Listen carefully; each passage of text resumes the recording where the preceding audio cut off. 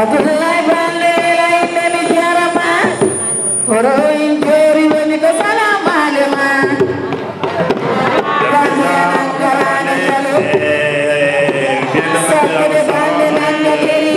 tous les sympathisants Amadou Oumba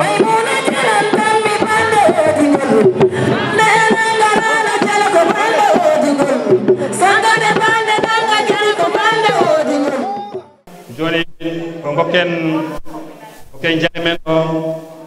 tene mono woni la lion du Fouladou, la lion du Sénégal et la lion du diaspora mayo jaawo welti himɓe pittali ɗi seeɗa. Assalamu alaikum. Merci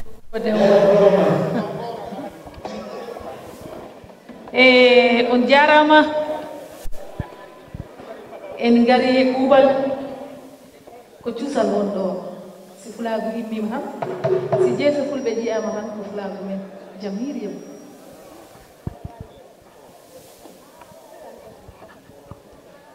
Abdoulaye Baldé ko barodi si a andi ko woni barodi han a tampinta hoorema ko dewma a nani nde morso makko e mbimi fulɓe gimme barode mawɗe gimmima te hoore ñiwa e yortake dow ngal lele momo jimanambi eyo Jajamaya e barodi le dare barodi ko wata eyo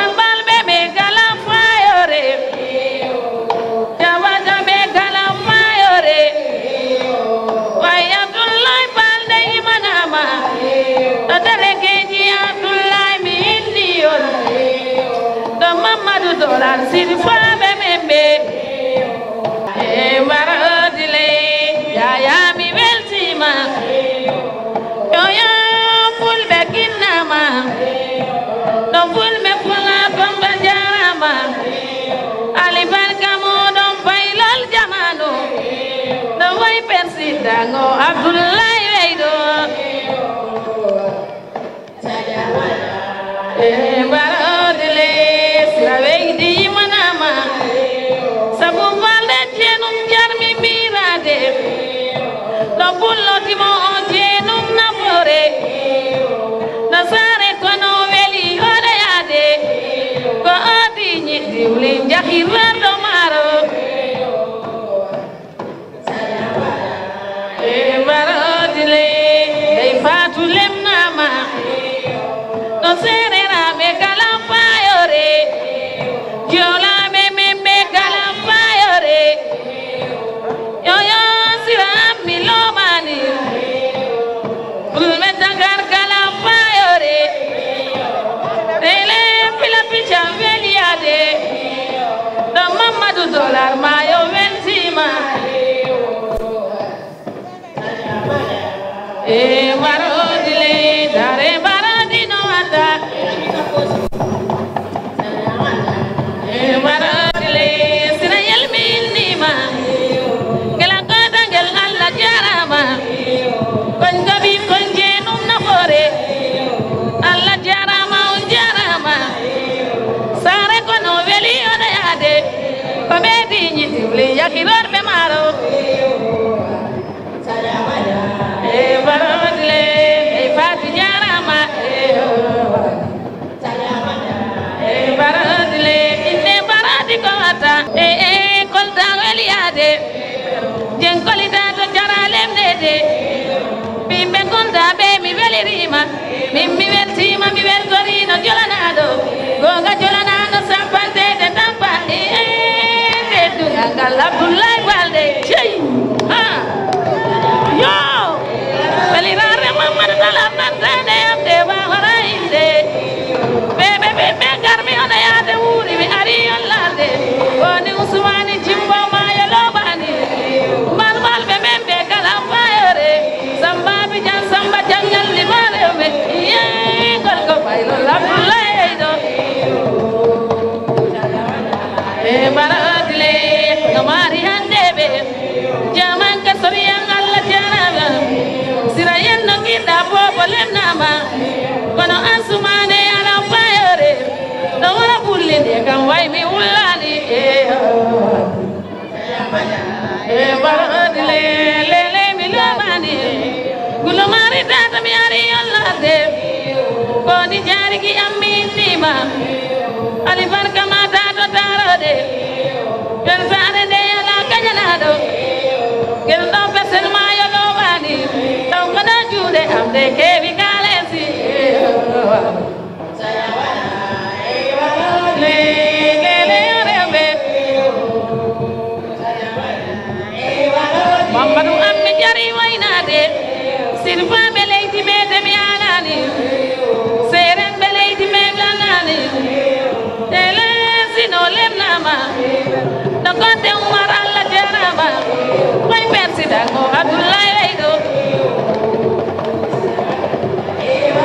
damnali ma Abdoulaye bobo damnali ma Abdoulaye Balde baradile o bobo ngeño vraiment minonin salmina président meɗen o président Abdoulaye Balde minonin salmina conseil meɗen o minonin salmina Bigué Ndiaye Fatou Bintou fof minen fof salmina kamɓe piiwe e serɓe meɗen gonɓe ɗo ɓe fof mino ɓe salmina bon min noon juttanin koko raɓɓiɗanni kunet ayi neɗɗo si a yiɗi wutte o han wotana an wontiki goo ɗiɗi président Balde woda ko kala mam do seeɗa jaafoɗa jottinana kan ɗum haade président de la république Macky Sall ɓama ho fuɗɗi fuɗɗude Kolda Fabacour Badion Kanja Vélingara ko be watte par ce que si wona ɗum han lawol ngol waɗaki nani o no mawɗo humniɗo e haalaka te en plus fuɗɗude Badion Lengueje ɗon ha yahi Kondiala kallu o waɗaki hay seeɗa wasarata onon ɓe kalnaɓe ɓe onon ɓuuri kam andude par ce que on jahiron vraiment hatta ɗo mi wawata ɗumnude haalat par ce que fi hokko en mawɓe rewɓe amen ɓe debbo reeduti heeɓima tinggi so fiɗi ɗum man yawde ɗum yettanade hôpital tawa tampi kewɓe maayi mi wawata ɗo haalde kono min ngala laabi min ngala ndiyam min ngala école aji par ce que ha han toro Kondiala en to ko toon jiiɗa sukayel yaaha jangga 7 kilométre ɗum wona ko haani wonde vraiment ɓayɗini hen mi faano lebde ko ɓuurani mais kono wawata wonde merci bayi voilà vraiment Tidiane Sabally waɗi golle ma joni hetti Aïssa Ndongo to Figueras madame Aïssa a weltanama hokkama micro vraiment bienvenue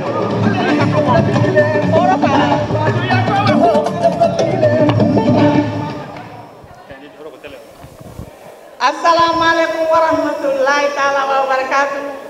Assalamu alaikum onon fof mi salmini on onon pigoro be inde mum e yettode modum komi je suis fille de Mamadou Balde et je vis à Mangal to lerinde laddero min goni donc onon pigore ɗo ko debbo e gorko cukayele mangel mi salmini ɗum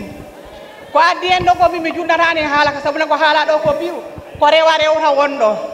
ko ɗum mbawanmi wiide e musidɓe meɗen men le président Ablaye Balde ngettera balde men jetta ko miña e koto wondo musidal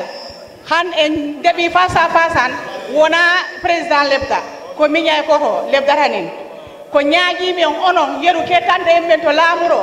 sabi Allah e hornelaado sabi Allah e annabijo mballe rewbe be mballe sukaabe be mballe minen gombe do be Espagne bo parce que vraiment minen ko ben jejjita rewbe ko wonde Espagne debbo e gorko cukale mangel ko men jejjita Espagne laamu dum ko yejjide Espagne pourtant nous sommes des Sénégalais et des Sénégalais minen mi gondo d'accord parce que ende hakkunde ko woni do ko piu kalanto président yaata e ko wawta wadde minen kala be mbawa dum wadde kala to wawta yabde ok goddum jippine minen kala be mbawat kono ko duubi ngelo gilambo fuddi ha hande mo meeda do perdude minen dari men daranomo ha bo gayna non men darto kono non woda wattu ara men ngodat ko dum gondata mo sabne men jejjama minen go le commissaire consul con tout reste ko mami do sedo Espagne do minen jaagol tourne fi consul ara larde yimbe gombe e der leydi he no gorri rewbe cukale rewbe worbe do gorri do ala do arani me meeda dum nande mi wari do 26 ans consul meeda di muro hakkunde de laara hono yimbe fula du gorri président ari do ko laawol gorol yottaaki ga amen ga fi minen paala andude fi hodum min badi kono non e dum piu minen paala ligade ko mi rewbe minen deba e pijidi piu voilà mi ko leba mi ko radum lebde mi no ko wondo ko piu di andi rewbe ko wondo ko no foti tampirde tan pare maltratos dindo yimbe be ganda ga rewbe to hubarado kono minen paala haysi ko wattu goran président ara laara hodu wondo leydi do wala ko watani e bande amen he ko men belto a fami président no arlarde cukale de no arlarde hono rewbe be mbadir do vivir ko dum wondon kono di wodi ko heewi ko lebaka do leboyde si Allah ko lamdo jabi 20 minutes je sais 20 minutes mais j'ai mes minutes aussi oyi duumi no poti minonin do men lebani min badani hay hunde donc ngacca non kam hakke si mi lebi ko mi fotan lebde an kono mbade goddum mbade feere ko onon min jibina an e bibi min jakori do ndi leydi si woni onon be gombe der laamobe jakorani minen han minen kala be jotto min tenka minen padi on kaleja y a un grand secret qui est là-bas minen padi on si on dit la paix vive la paix assalamu alaikum dental ko renti do ko piu assalamu alaikum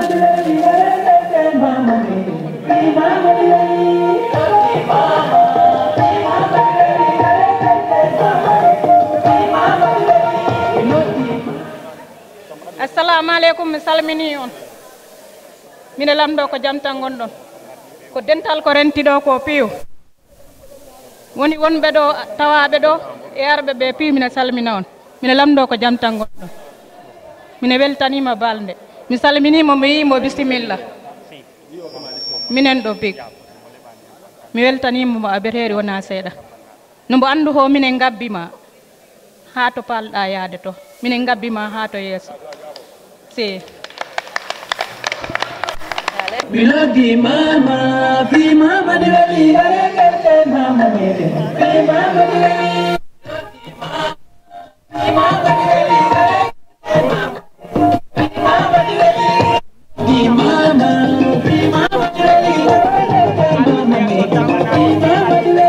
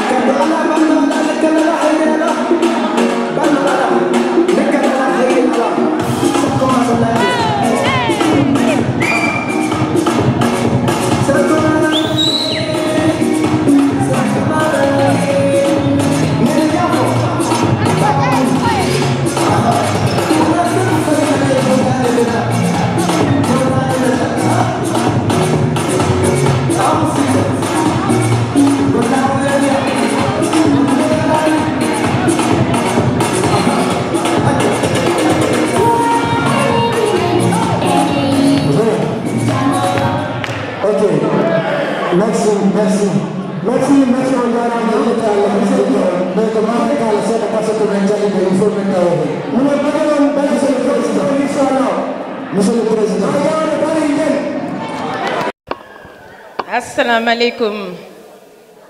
musidal fulɓe mi salmini on goro yo inde mun e yettode mun ko min Sira Baldé Paris France responsable APR jaafoɗon noon mi haalani e jolfe parce que y a des personnes qui sont là qui comprennent pas pulaar. Je suis obligée de parler en wolof pour que tout le monde comprenne.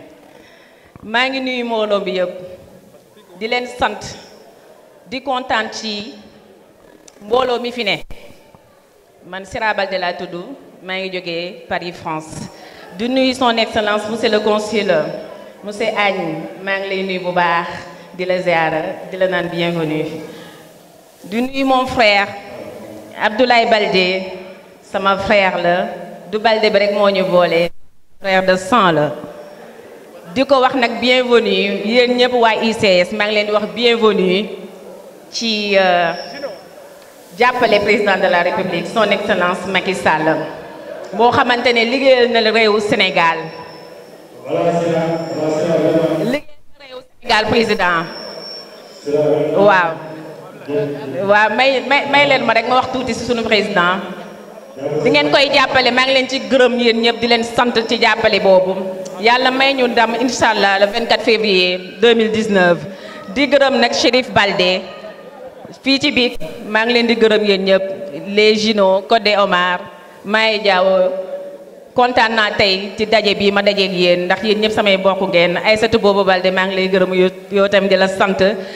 di wax ne Codé Fall responsable APR bu France mu ngi nuyu délégation yëpp yéen ñiy toog ni premier rang mu ngi leen di nuyu di leen sant seen taxawaay waaw di leen gërëm nag waa France mi ngi gërëm waa BIC waa Espagne yëpp jërë ngeen jëf waa kay wasalaam merci bonne soirée à tout le monde. assalamu alaikum bandiraɓe min ko Mamadou Sy région Tambacounda e mi salmini ko wonɗo ko fof mi salmini président hono ko ɓe wulli Kolda ko woni Tamba menen ne région Tamba département Dianguima kan arrondissement Goudiri min ala laabi min ala hôpital kasi 200 km ko probléme laabi meɗen jogui ɗum so min heeɓi mo sellani kara han yottorto hôpital menen ko min région Tambacounda meɗen jogui caɗele ono coordinateur uji wonɗi nder leydi ɗo ɗi meɗen ñaagui kadi watton amen hakkille ono région Kolda menen région Tamba ko enen woni hunde wattere ko enen foti rendude ligguey kono noon heyne paasa ɗo tawi minen min nanat ni tan hunde kono noon ko région Tamba région Kolda eyyi on salminama on juurama mi salmini ko wonɗo ko fof tan one faaɗi minen ñaagui wallede président région Tambacounda min ala laabi min ala hôpital min ala ndiyam on salminama. Voilà, d'accord. Assalamu alaikum modom on jarama e ɓaari tan ala neɗɗo wawra haalde kono mi salmini mawɓe mi salmini monsieur le président Abdoulaye Balde mi salmini conseil o mi salmini ɓe ardi ɓe ha he kalifa meɗen Sérif Aydara e ala ko neɗɗo haalɗo saabu kala ko palanoɗa haalde si goɗɗo yiɗi ma haalde tan on haali an ko jooɓinoɗa ko mais min ɗi waɗi ko palnomi lamdade conseil o fi affaire carte d'identité ɗum ko makko ndi samminin miɗo falano lamdade pour hoɗum neɗɗo mbaɗa renouvelé carte d'identité maɗa pour no a okkede ero carte d'identité maɗa to winde no wote miɗo yinno no wote to carte d'identité maɗa to anna haɗama wodde jondi wayno neɗɗo wayno ma jen kaɓo en jabtama jogoram maɗa on tuma daroɗa mbaɗa hono mbiya ɗum ar waram minen ko garon mbarom minen ko ɗum min gondan ɗo leydi ɗo wona ɗiɗo wona sappo min probléme am ko piiji ɗiɗi premier pour mba connaître monsieur le président Abdoulaye Balde c'est l'essentiel deuxièmement fi affaire carte d'identité ko ɗum woni probléme o mi salmini ɓulundaw ko on jarama. Alors assalamu alaikum Ousmane Fadi Seydi voilà. Une minute. Assalamu alaikum. Une minute, conseil. Nous avons une minute pour Kani. Une minute pour Kani. Donc, nous avons une jati kala. Président Abdoulaye Balde, nous calminima, nous journimama. Ñeño kala ko wonɗo mi salmina ɗumine turoɗo. E nder parti he UCS miɗo to lerinde ko e ñeñde. Donc, oɗon miɗo ñaganoma Allah. Lawol ngol ɗum pokkiɗɗagol ya Allah yettino e maɗum miɗen calmina kala président meɗen no ɗum woni Macky Sall sabu neɗɗo ka woni neɗɗo yeesejo so Allah hokkima haqqille wonmo noddata e ma ara won ko ɓeydanamani sabu wona an tan waɗi candidat Sénégal ko waɗi toon candidat ko ɓuuri yimɓe capanɗe kono Macky immima noddima a ari tawtuɗa ɗum kala gondunoɗo e maɗa ɗinin tawtima ɗinin tawti Macky Sall ngal ɗo noon damugal ngal pewtuɗon onon ɗiɗo ɓe ngal e abdiɓe on ɓe ya Allah namru yeeso wonko paanoon hande ko ɓuri ni kono noon ɓay heƴani alhamdulillah rabbil alamin mais ñaguima yafuye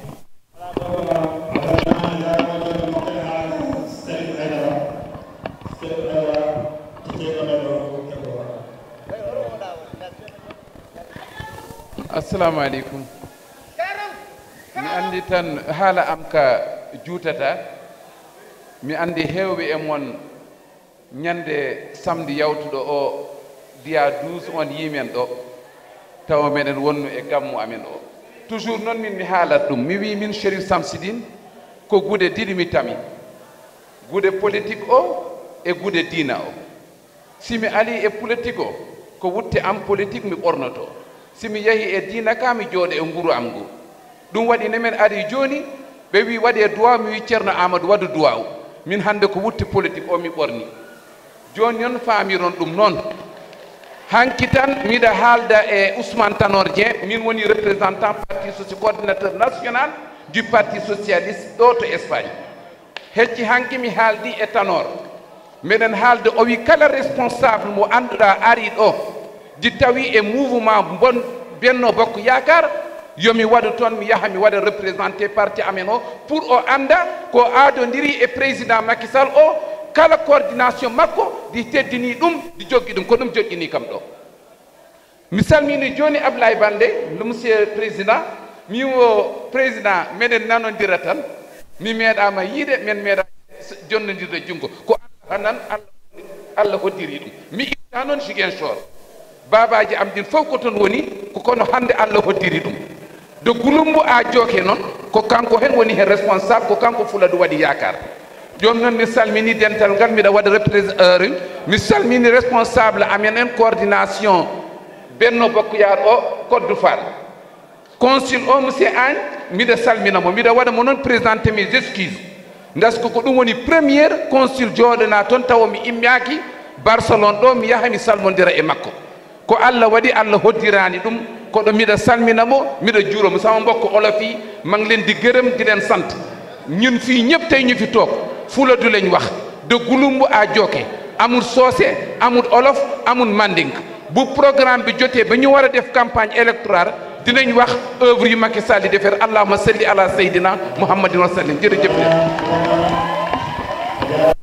Monsieur le conseil, ici à Big, avant de vous donner la parole, j'avais été à la mairie, donc il y a plus de 600 personnes qui résident ici à Big, sans compter les villages environ. Donc nous avons posé un bureau de vote. Vraiment, ce que nous avons posé un bureau de vote ici à Big, parce que le jour du scrutin, nous n'avons pas tous les moyens pour que tous les habitants, les résidents de Big, pour se déplacer pour aller à Grand-Niger, c'est compliqué, parce qu'il y a plus de 600 personnes, donc c'est difficile pour le déplacement. Donc on vous demande un bureau de vote aux prochaines élections. Vraiment. Maintenant, la parole pour le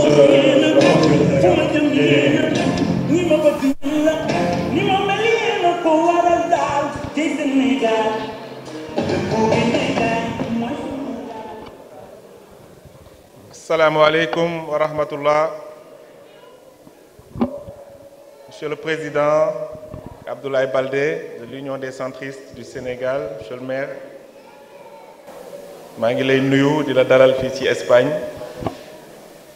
maa ngi nuyu mag ñu baax ñi fi toog di nuyu coordonnateurs yi ñoom ñëpp di nuyu sunu mbokk ñi jógee Paris sunu jigéen Fatou di wax ni am naa mbégte tey ñëw bokk jotaay bi ak yéen lu tax damay faral di wax ni soo gisee ci dëkk état am fa ambassade am fa consulat général wàllam mooy li jëm ci communauté bi li jëm ci sénégalais yi te aussi man ñetti weer maa ngi dugg suma 3e mois bi ñu ma affecté comme consul général en Espagne alors may leeral loolu mais loolu aussi mënuma dédouaner ci li ñuy reprocher consulat général parce que administration continuité la ça veut dire que man je suis forcément comptable et je revendique li fi ñi ma fi jiitu def mais li tax ñu indi ma fi aussi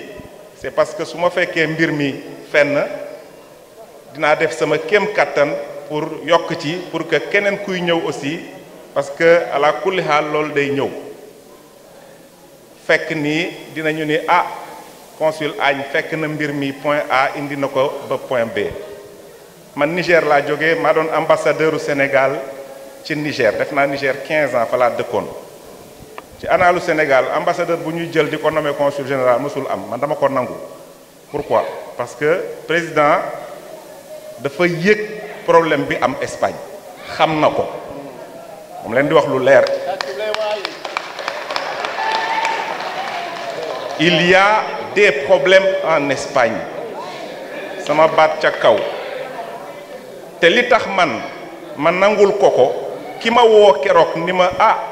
problème am na parce que président daf la bëgg yóbbu Espagne waxul kenn nee na yow lañ lox la laaj yow bëggul la nommer ambassadeur consul général la bëgg parce que problème bi communauté yi am la bëgg nga demal ko foofu mais may nañ la ñaari fan nga réfléchir soo nangoo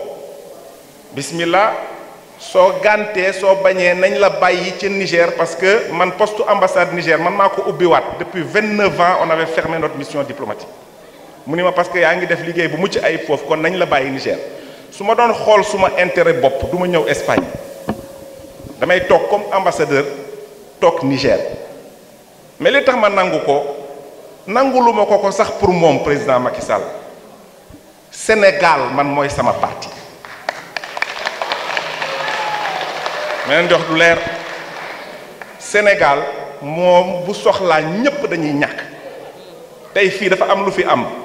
fii koo fi gis man tukulóor laa añ laa sant suñu dëkk gaawal la mais ñun suñu problème Dakar la ñu màggee donc si wolof bi moo ñu yóbbaale mais si aada haala mi de nana mi waawi haalde sohlam pulaaram ne fewani kono mi waawi haalde sohlam su ma débrouillé damay dem alors may wax ni bi ma ñëwee fekk naa fi problème junj nañ ko sànq defe naa ni ñaar yi ci gën a problème yi bëri nañu jigéen ñi il faut ñu jàppale leen les femmes souffrent dans ce pays-là alors mais ñaar yi ci gën a fës peut-être pour bañ a monopoliser parole bi parce que ñëw naa mais dinaa dellu si ça je vous le promets dinaa ñëw man ñëwuma pour toog ci ay bureau dama ñëw pour ñu toog ñu mais aussi damay wax lu leer man du ma ni kenn yàlla mi ngi nii te gisuma ko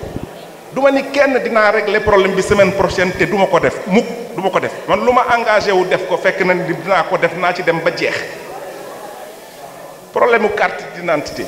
monsieur le coordonnateur dama lay tontu bu leer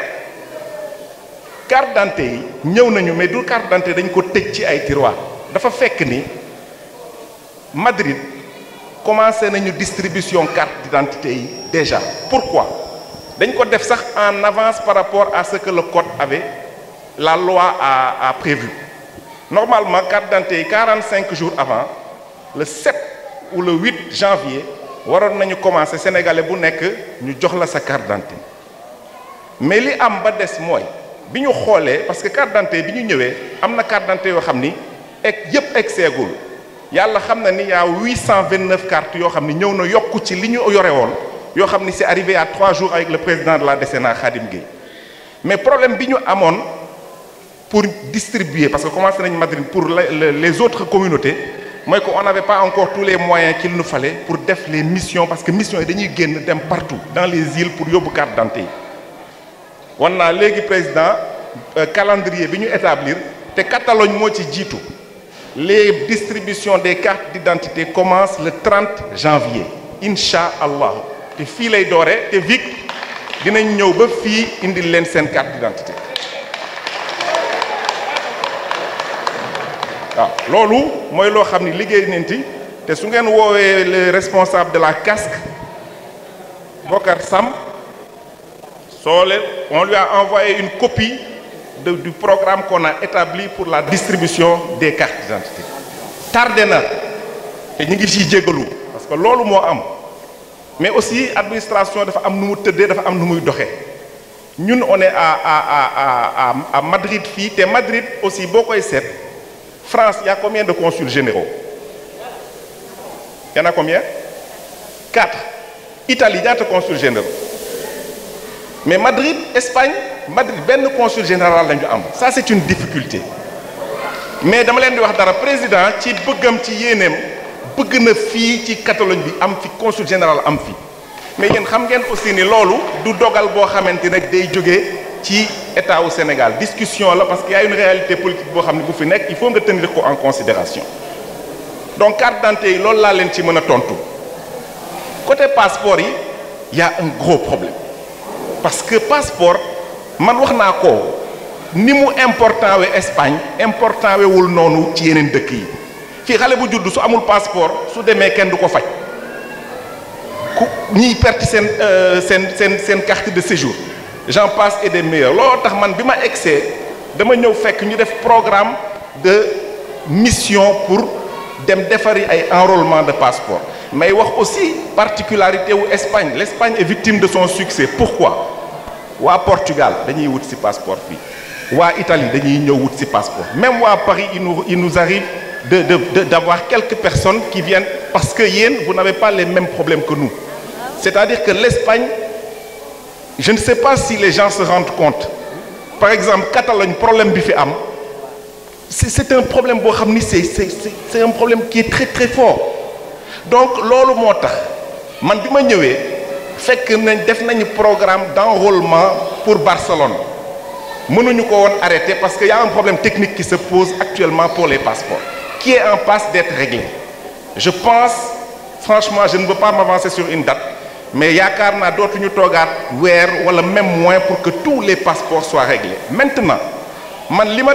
def j'ai mis en place benn système boo xamante ni dama ni li mënul ñàkk mooy ñu joxe ay passeports donc nañu xool ñi nga xamante ni par exemple dañu war a perte seen carte de séjour ñi am bébé yoo xam ni mënuñu faju ñi nga xam ne jënd nañu billet te bu ñu demul ils vont perdre leur billet nañu yónnee ñu defaral leen seen passeport et ça on le fait en relation avec les associations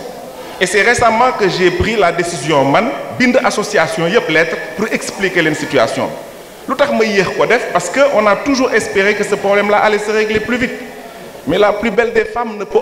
peut offrir que ce qu'elle a donc monsieur le coordonnateur mbir mi loolu rek la on ne fait pas de rétention de cartes l'État du Sénégal n'est pas un État qui peut se permettre de faire man Abdou Khadar Agne sama yaay jurul doom juy dugg ci administration di def lu mel noonu xalaatuma ko le Sénégal est un État organisé n'est pas un État voyou donc je pense que ñàkk communication souvent mooy am aussi et c'est pour ça je vais peut-être terminer par ça man li ma ñëw dama ni association yi et quand je dis association mooy daayira yi mooy association socio-culturelle yi mooy man damay jàpp ni ñooñu ñooy partenaire au consulat général donc li ma bëgg mooy ñu ubbi une nouvelle page de partenariat qui est basée sur la vérité ñuy déggante di waxante man sama numéro de téléphone ñëpp a ko am xeex bi may xeex ak waa consulat général loolu laa leen di wax nee naa leen il faut arrêter de prendre les Sénégalais comme des problèmes vous êtes payés pour répondre aux problèmes que les Sénégalais posent sama baat ca kaw man président xam na man ni may fonctionner man lu dul dëgg du ma ci dugg donc vraiment di jeexal pour wax ni am naa contenté nekk fii président Macky Sall moom la fi yàlla teg dañ koy ñaanal yàlla dimbali ko mu eggalee ba 2024 incha allah te nag ma wax leen vraiment man bi ma déggee président Abdoulaye Baldé ni jël na décision parce que c'est pas une petite décision ça c'est une décision responsable de soutenir le président de la République ñun nañ ci am mbégte te booy xool président Abdoulaye Baldé ak président Macky Sall dafa am lu ñu nuroo dañoo dal dañu yaru c'est des gens koo leen xoolee c'est des hommes d'État ay nit ñu dal lañ nit ñu yaru lañu te seen président ñun li ñuy ñaan mooy jàpp leen na ngeen mënee di jàppale président mu gagné premier tour parce que 2024 moom tout restera possible pour seen mbër mii toog fii waaw kon nag ànd leen ngeen nekk benn c'est ça c'est un président qui est jeune et il peut tout attendre et il peut tout espérer mais la vérité des choses des faits mooy ni que Sénégal fi mu nekk nii c'est un pays qui est en train de marcher le président a mis le Sénégal sur les rails de l'émergence et Inch'Allah dans très bientôt le Sénégal sortira des pays yi nga xam ne comme des pays par la grâce d'Allah loolu laa leen di wax di leen sant di leen gërëm encore une fois je vous présente mes excuses su fekkee ni consulat bi am na loo xam ne tooñ am na vraiment ñun on est ouvert pour que ensemble on regarde comment on va régler ces problèmes là donc di leen sant di leen gërëm di leen wax am nañu mbégte ñëw bokk moment yi ak yéen monsieur le président merci. donc jàppatoo xaaral ko kenn le président le docteur Abdoulaye Baldé ko ba addaniyanko cikkereɗen ko haallen ko adi ko espérons qu'il soit le futur président du Sénégal. Bon, monsieur Baldé, la parole à vous. Merci. Président, le futur président. Le président docteur Abdoulaye Baldé, il est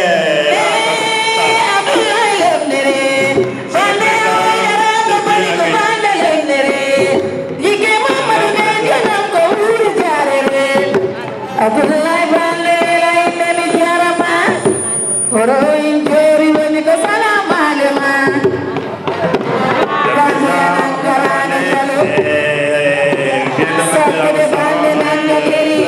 tous les sympathisants ak ay Papa Amadou Wuri Ba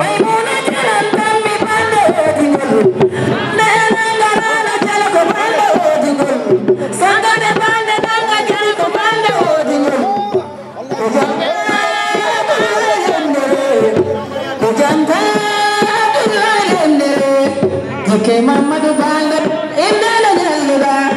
Jike Mamadou Banda la indala jalluda Wani mayam jaram Wani bale pidi ni mayam lennaw Wani bale pidi ni mayam lennaw Are me baba donda salama alema Donda salama alema Sikan saweli de banda jare Sikan saweli de banda jare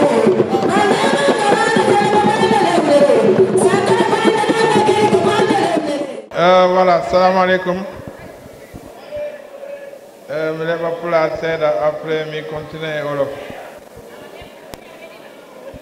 Donc, mi salmini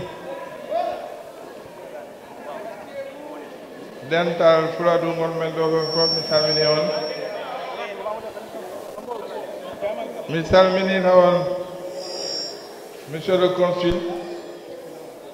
salmini président Catalogne Mamadou Baldé, mi salmini kalan feewi oɗo ceernajo daraniɗo parti socialiste Haydara, mi salmini coordinateur ɓe giwruɓe e Espagne fof parce que il y a 17 coordonnateurs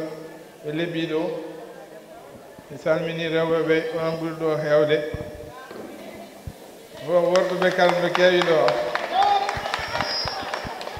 Mi salmini jaliɓe ɓe o mi salmini on.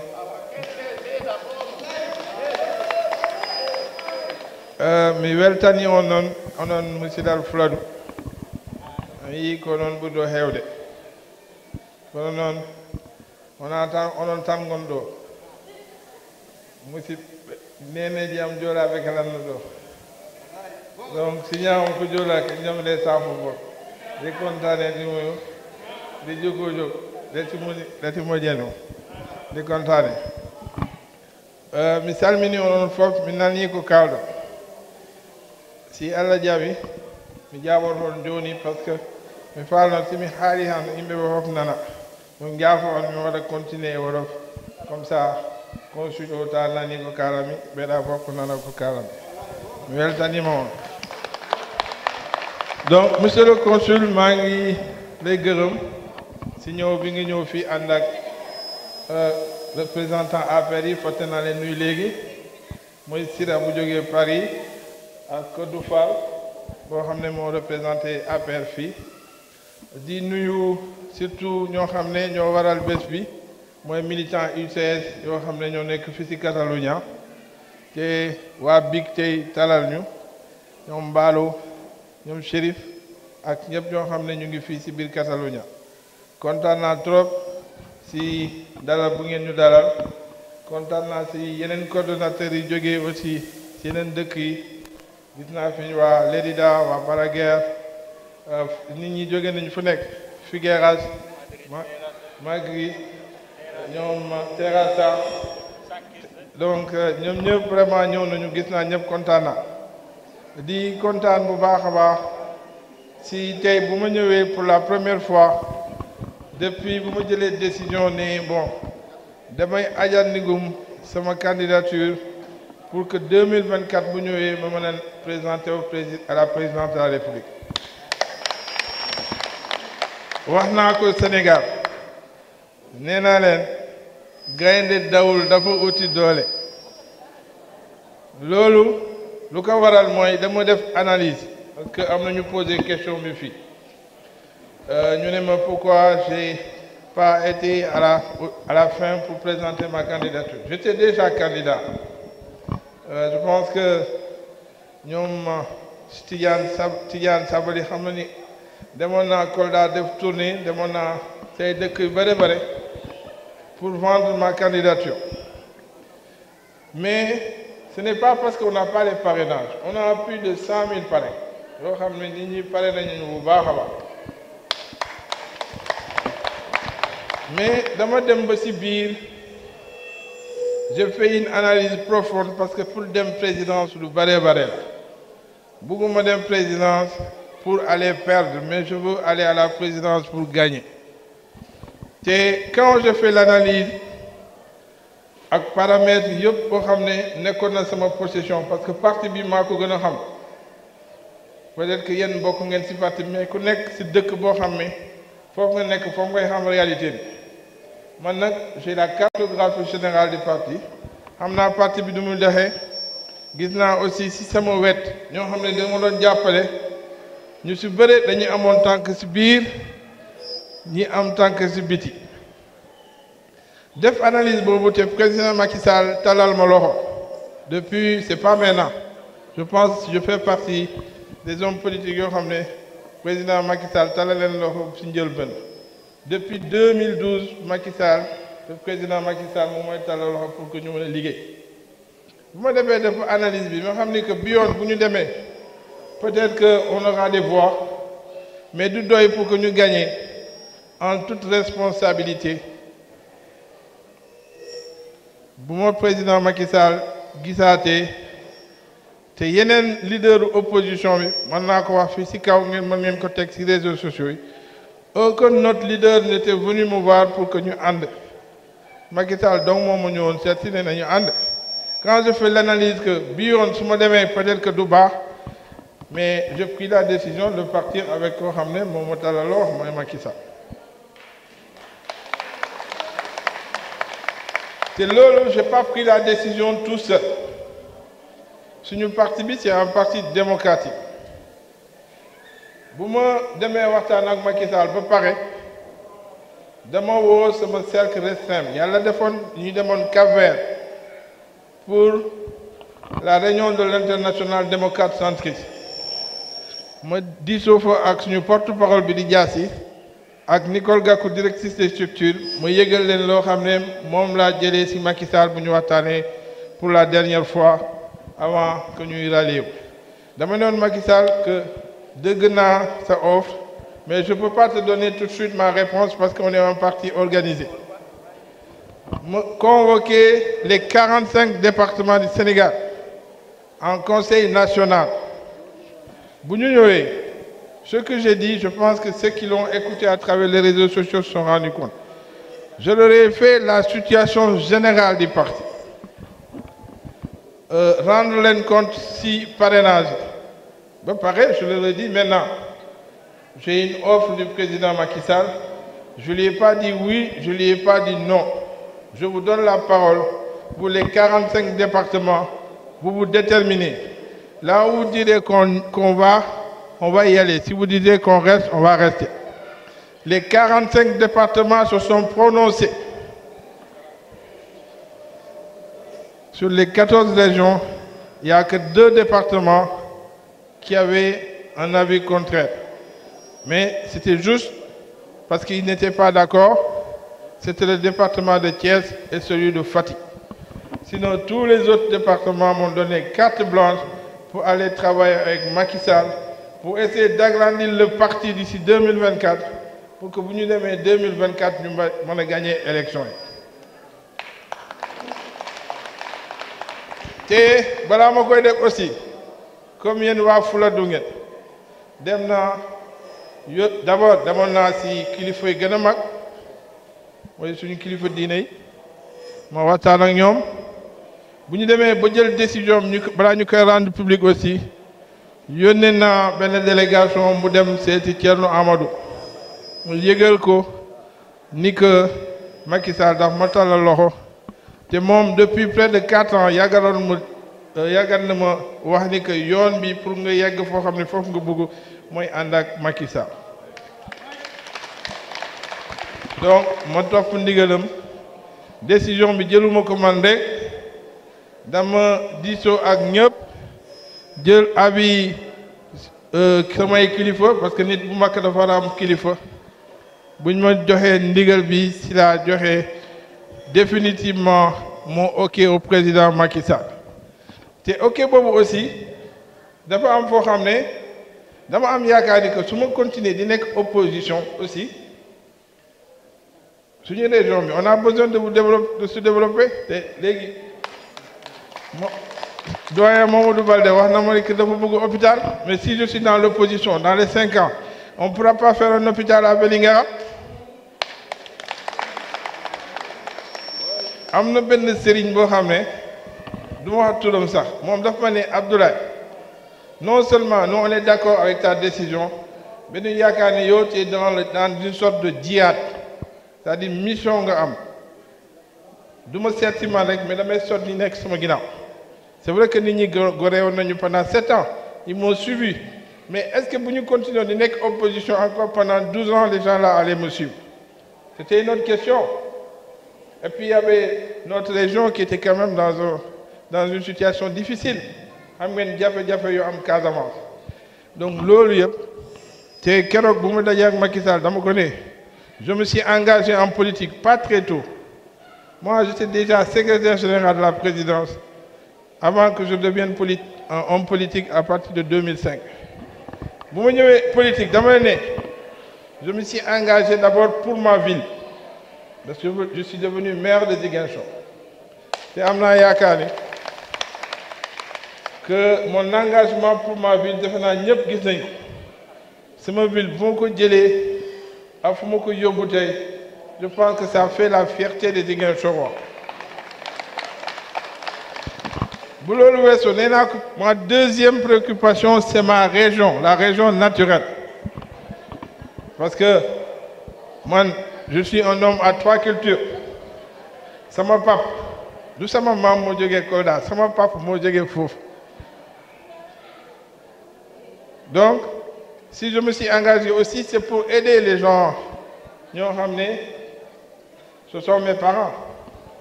rawatina yéen bu les Peul je suis Baldé un Baldé bu demoon fii ba Japon si c'est un Sénégalais il vient de la région de Kolda. Donc, je me suis engagé aussi pour vous parce que quand j'étais dans le gouvernement, je pense que beaucoup l'ont suivi ma trajectoire. Abdoulaye Wade daf ma ne Ziguinchor laa leen rënk c'est pas la peine ngeen dem feneen parce que aussi il y avait une autre réalité politique boo xam ne peut-être que y avait des responsables de Kolda yoo xam ne bëgguñu woon ma ñëw Kolda parce que peut-être que nan la naa leen xatal moo tax je suis resté à Ziguinchor. Et toute mon énergie, je l'ai mis pour la région de Ziguinchor. Je pense qu'aujourd'hui, on fait partie quand même des régions où il y a beaucoup de routes,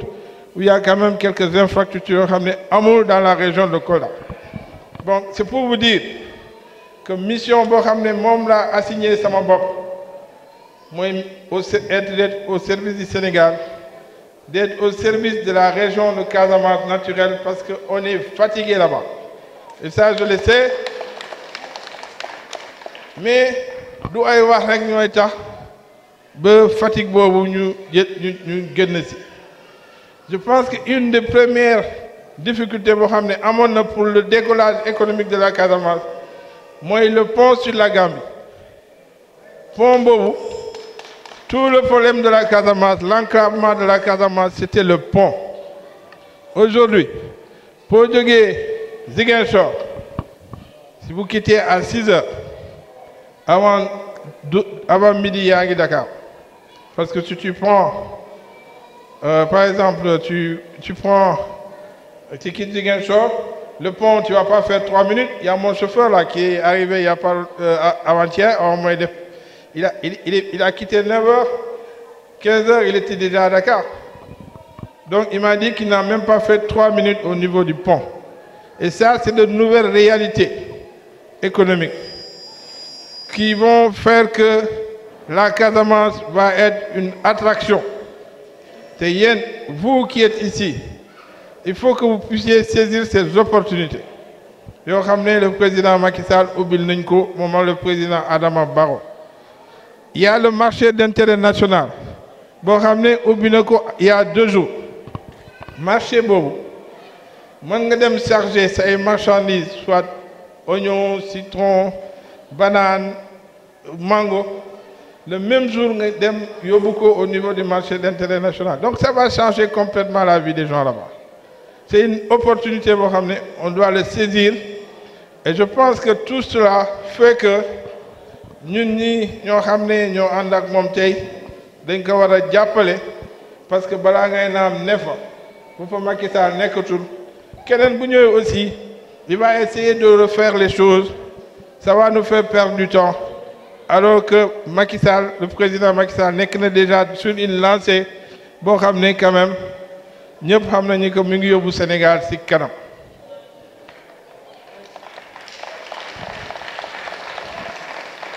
jafe-jafe yi nag du Sénégal rek c'est dans le monde entier problème politique boo duggee ci politique il faut savoir que la politique c'est une sorte une arène boo xam ne tous les coups sont permis aujourd'hui je pense gis ngeen lu am Venezuela gis ngeen ci am yeneen dëkk yi chacun qui a le pouvoir a tendance à le conserver. Mais c'est vrai que Sénégal, nous sommes une démocratie. C'est à quel monde qu'on veut dire. Maintenant, dans le jeu de la démocratie, il y a aussi quelquefois, peut-être que Nini n'a gagné, mais celui qui a le pouvoir a toujours tendance à le conserver. Nous, on avait tenté ici de modifier la Constitution. On n'a pas réussi, c'est vrai. Mais sachez que Kounyorek, dina fexe pour que loo xam ne yoon bi may na ko bu mën ko jël dans des conditions plus ou moins pas contestables mais acceptables. Donc dinañ wax ni que la décision qu'on a prise pour moi je pense que c'est la meilleure. Je n'ai pas abandonné mes ambitions présidentielles. Je me suis mis dans la coalition de la grande majorité présidentielle. Et d'ailleurs, je le disais tout à l'heure à mon homonyme Abdoulaye Baldé, depuis que nous avons rejoint la majorité présidentielle, suñu parti bi dafa gën a màgg. Il s'est beaucoup agrandi au niveau du Sénégal. Je pense qu'il n'y a pas longtemps, vous m'avez vu présider un grand meeting à Thiès, ou un grand quartier de Thiès. Les responsables jeunes sont venus dans le parti. J'ai tellement d'autres demandes d'organisation de meetings de ralliement que amuma yaakaar ne que dans le courant de la campagne électorale dinaa ko mën a def. Donc na ngeen xam ni que vous au niveau de l'Espagne je compte beaucoup sur vous. Au niveau de BIC consul bi lu mu mën dina ko def. Mais lu may ñaan waa APR mooy waa coalition Benno Bokk Yaakaar mooy que ñun suñu parti bi benn famille la. On n'a pas de division. On n'a pas de tel et avec tel. Nous sommes tous une famille unie. Dama leen di dënk waa UCS pour que les comités électoraux yi ngeen di def na ngeen ci dugal waa UCS dans de bonnes conditions parce que ils sont pas venus aussi pour jouer les figurants. Ils sont venus pour jouer pleinement leur rôle. Il faut les intégrer dans les comités électoraux. Vous leur donnez des responsabilités. Quand les moyens viendront aussi, il ne faut pas les garder pour la paire. Il faut les mettre à la disposition de la coalition et de tout le monde. Parce que loolu mooy tax ba cohésion bi am loolu moo tax ba nit ñi di volonté te am naa yaakaar ni que yéen ak waa UCS bu ngeen bokkee c'est-à-dire coalition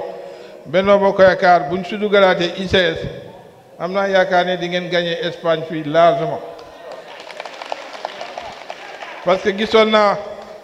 suñu résultats yi lire naa quand même il y a dans beaucoup de villes où on est arrivé dans de bonnes positions. Je pense à Figueras on était à coude avec la paire avec la coalition Benno Bokk Yaakaar bu ñu àndee je pense qu'on va gagner largement. C'est aussi ainsi dans la plupart des villes. Na ngeen defar benn comité électoral boo xam ne ñëpp dinañ ci kenn gis seen bopp. Vous faites des réunions régulières, chacun avec une responsabilité. Bu jour élection bi aussi ñëwee na ngeen jàppale waa BIC parce qu'ils vont aller voter à Granollers te bare nañ fii. Je pense que jàppale leen aussi bokk na ci loo xam ne daf ñuy gën a yokk doole pour que ñu gagner fii au niveau de l'Espagne. Loolu je pense que bi ngeen defee organisation boobu sama gars yi c'est vrai mere woon nañ ma bu bare bu ma jëlee décision ni que du ma dem candidat du ma dem élection yi amoon nañu demoon hôpital sax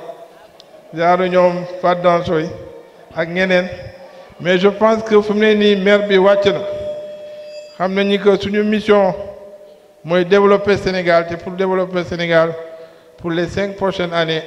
suñu njëriñ mooy ànd ak Macky Sall bu ñu demee ba 2024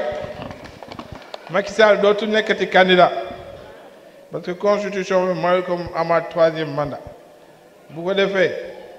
ñun aussi jàppale na leen bi yoon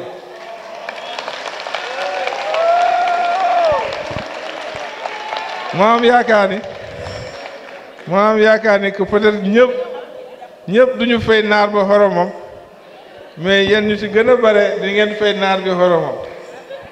donc di kontaan encore une fois bu baax di kontaan di leen wax ni que comité électoraux yi du am ñaari comité électoraux benn lay doon boo xam ne waa UCS ak ñeneen ñi dañu bokk ci benn comité électoral au niveau du Sénégal on a trouvé le président Macky Sall a dit que ce sont les maires fépp koo xam ne am nañ fa maire bi mooy nekk coordonnateur bi mooy nekk plénipotentiaire bi ici ce n'est pas le cas je pense que xamante ngeen ku nekk fan la am doole ñoo xam ne foo xam ne am nañ fa doole par exemple au niveau de Figaro c'est 2e bu ngeen defee seen nit ngeen teg aussi suñu nit télétam je pense que c'est important et dans les postes importants aussi ñu ñoon ko séddoo au niveau du comité électoral nit ñi di demalante di waxtaan ci biir bañ a xiiroo bi ak ngaayo bi parce que c'est dans l'unité qu'on va gagner on peut pas gagner dans la division et ça c'est important je compte beaucoup sur vous pour que loo xam ne su mënuñ ko mooy union boo xam ne am nañ ko au niveau de la majorité présidentielle union boobu mën a wax law mais UCS aussi demuñu sey ci biir APR il faut que ce soit clair il faut aussi profiter de ces élections-là pour agrandir nos rangs c'est-à-dire ngeen massifier UCS deewul on a un grand avenir il y a quelqu'un qui l'a dit quel est je sais pas quoi de l'UCS dans la diaspora l'UCS demain je fais la même réunion à Paris. Donc l'UCS est présente dans la diaspora. Bu ngeen demee au niveau de certains pays comme le Cap-Vert, mais ñoo rawoon la coalition Benno Bokk Yaakaar, on est devant. Et ce potentiel-là est toujours là-bas, sinon il s'est agrandi. Au niveau de la France, demain je vais y aller. Il y a même des gens qui ont quitté d'autres partis et qui vont rallier le nôtre. Donc le parti s'est agrandi. Parce qu'ils savent que politique, boo si duggee aussi yàkkamti daf lay yàqal lu bare. Parce que boo demee aussi si ay élection nga am résultat boo xam ne du résultat bu baax tu as tué ta carrière politique et je pense que aussi se relancer et se projeter dans le futur en étant au service de son pays je pense que loolu aussi c'est une mission noble te mission boobu la ñu choisir pour 2019 dañu jàppale le président Macky Sall 2019 aussi il y a des élections locales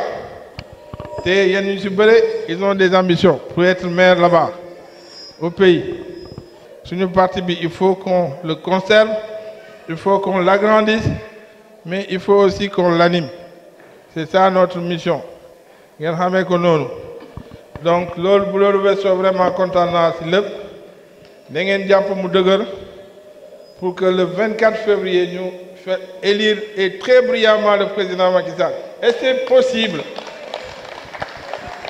C'est possible c'est plus que possible parce que boo gisee tey configuration politique bi je pense que bon j'ai du respect pour les autres candidats c'est tous mes amis mais je pense que on est quand même dans une dynamique boo xam ne bu ñu ko continuer Macky Sall day gagner largement au premier tour loolu c'est notre mission c'est notre combat moi dinaa nekk Casamance c'est pour ça que je suis venu c'est vrai que mën na am ñu dellu soit ci biir campagne bi man ak Bibi Baldé parce que c'était le vœu du président mais j'ai une mission aussi au niveau du Sénégal boo xam ne dans la région sud je dois parcourir de Kolda jusqu'à Ziguinchor en passant par Sédhiou pour que ñu mën fa gagner largement au soir du 24 Mais si c'est possible, on reviendra. S'il y a des difficultés, nous sommes à votre disposition. Et amna yaakaar nek ak ñom koddu difficulté du am sen diggante ni ngeen waxtaan ni ngeen trouver des points de convergence. Jigéenu Espagne aussi. Je vous ferai votre porte-parole auprès du président Macky Sall pour que mu jàppale leen nu ñu jàppale yeneen jigéen ñi.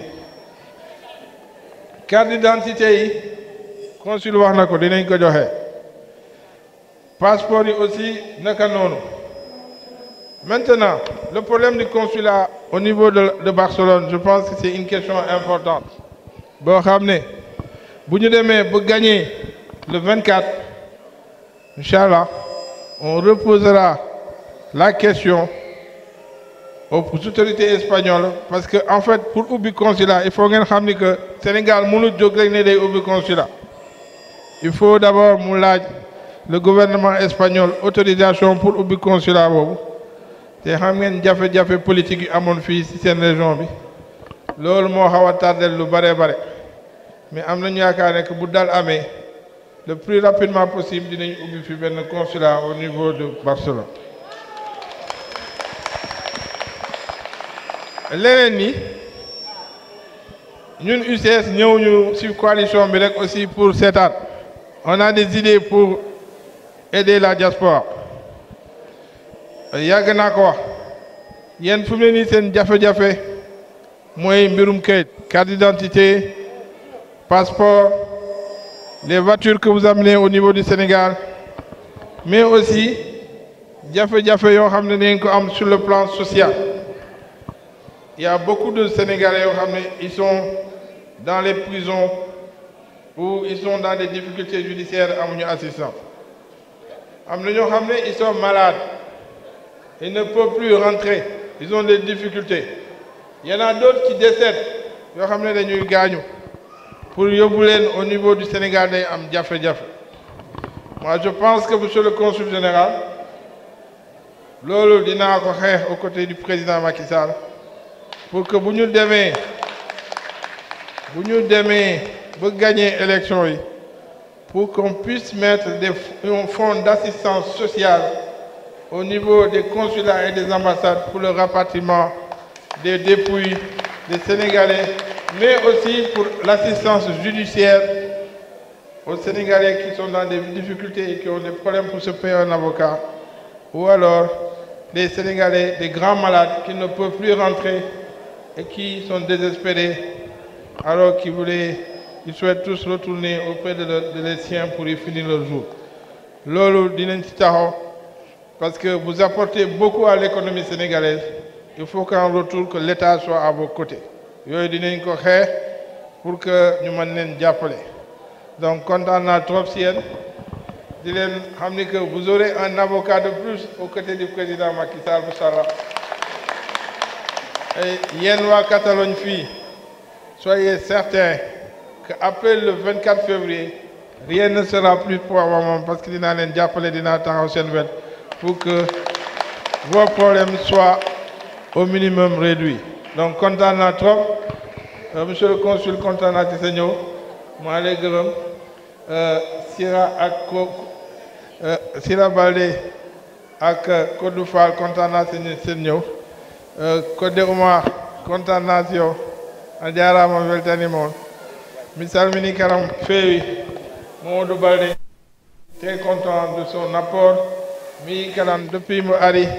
vraiment le parti s'est beaucoup développé mais je suis aussi content de ceux qui ont fait que le parti est devenu ce qu'il est aujourd'hui. C'est mon homonyme Abdoulaye, mais aussi tous les autres, mon autre homonyme de Alcaraz, les Mbalo, Chérif Baldé, tous les Mbalo là qui sont là, les Kandé, les Diao, mais sans oublier ma tante qui est là-bas, Jules Dessau, et tous ses enfants qui m'appuient beaucoup au niveau de Mataro et tous les autres. Donc, content naa si yéen bëgg naa si yéen mission bi nag su ma ñëwaatul si campagne électorale bi résultat yi ma njëkk a déglu mooy seen résultat te Chérif je suis sûr que si vous partez avec les gars de la coalition Benno Bokk Yaakaar de façon franche et sincère on va gagner largement ici. Ça, c'est ma conviction. Donc, content de signer. Je vais gagner pour venir, Inch'Allah.